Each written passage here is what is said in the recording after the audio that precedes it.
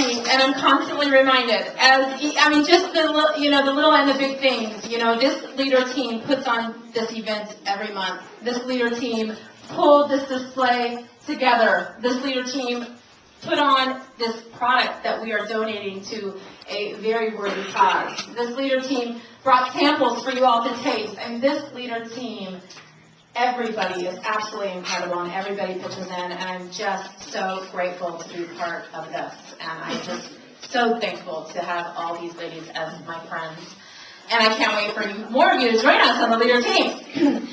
So, that was just a sampling of the great stories behind Party Light and everyone in this region. My point is the power Party Light has to literally change someone's life. I am proud to have the opportunity that I get to share this with every person I come into contact with. So how do you build a successful business? Well, successful is defined by you. Maybe it's the tax write-off that Jen was talking about. Or maybe it's, decreasing the stress of your husband, like Dana referred to. Or maybe it's just swimming with stingrays, like Katie talked about, and earning a trip. Whatever successful is to you, it's defined by you. All it takes to start is having a starter show and booking 6 shows. Let me share just a little bit about my road to success. My first 6 shows were nothing to brag about. Not one single booking in my first 6.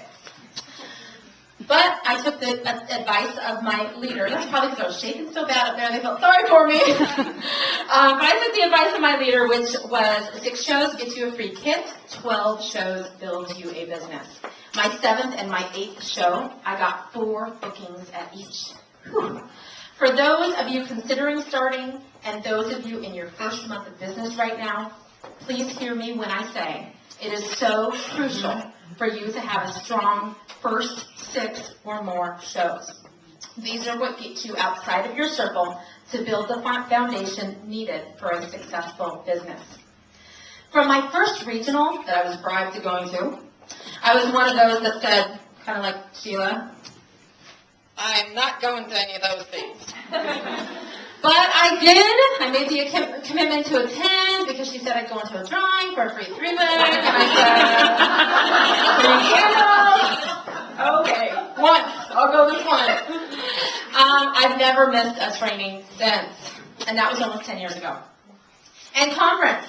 Let me tell you the reason I went to my very first national conference. I started in February. I went in July. It was all about getting away from kids. That was it. A girl getaway. I wasn't about the business. Who cares? I wanted a girl getaway. I needed it. But I got so much more out of it than that. National conference absolutely changed my business and my life. Seeing the income potential in that dome, seeing people from every walk of life, every shape and size and background, I saw all these women having huge success, getting all kinds of recognition. I realized right then and there that the only difference between them and I was my attitude. I had been blaming everyone else for my lack of success. They're skinnier, they're prettier, they live in a wealthier area. No one wants to book a show where I live. My excuses went on and on and on. After seeing the number of shows being held around me, I had no basis for my no one wants to book a show excuse. I realized I'd been running my business with a, we'll see how it goes attitude. Maybe I'll get a booking, maybe I'll find someone who wants to start. But you know what? This was really giving myself an out. This attitude was not going to get me very far, so I made the decision to change it. I came home from conference with a new dream, and that was closing my daycare. A couple of the quotes that I came home with was, if you aim for nothing, you'll be sure you'll hit it. Also, success only comes before work in the dictionary. Maybe I need to work. So I realized I needed to set a goal and do the work. And boy, I did. I hit the ground running. I needed to make leader income, so I set a goal to promote to unit leader in 6 months. I calculated my show average, and taking into consideration my cancellation ratio, I was able to figure out exactly how many shows I needed to book in order to hold the number of shows to achieve my goal. The single most important thing I did to fill my calendar is I got on the phone until I was 21 up. I had booking blitz marathons. I did not get off that phone. Now, I locked myself in my room for hours, and Tim can attest to this because nobody else could hear me on the phone because that was too embarrassing. So I locked myself away, and I would make phone calls. I got my calendar very full, and I haven't looked back since.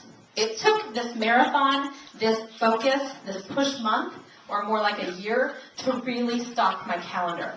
And these marathons helped teach me how to make a successful call, how to get yeses, how to handle the no's. The more I practiced, the better I got. And now when my calendar gets low, I can now quickly get back into shape with a few phone calls. The only way you learn the skill, or the art, is with practice. I also attended shows with other leaders in our region. This was a huge help. They didn't know who I was, but I would just walk up to them, ask them if I could go to a show with them. This was a really great training for me. I got to see how easy it could really be. I was making my shows way more difficult than they needed to be.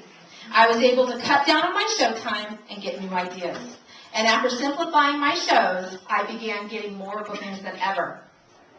March 1st, 2001, the Impolite unit was born. I was halfway to closing my daycare. So I continued doing the work, keeping focused on the ultimate goal, and finally the day came. It was July 13th, 2001, the Friday before my second national conference. I not only spoke it, set the target, but I did the work, and I made it happen. What an amazing feeling it was when the last daycare kid drove out that driveway. Absolute freedom. I can still close my eyes and smell the air. That's how powerful that moment was. So that was 8 years ago, and still to this day, my dreams and goals continue to get bigger and better with Party Life. What remains the same is what I do to accomplish them, setting the goal and doing the work.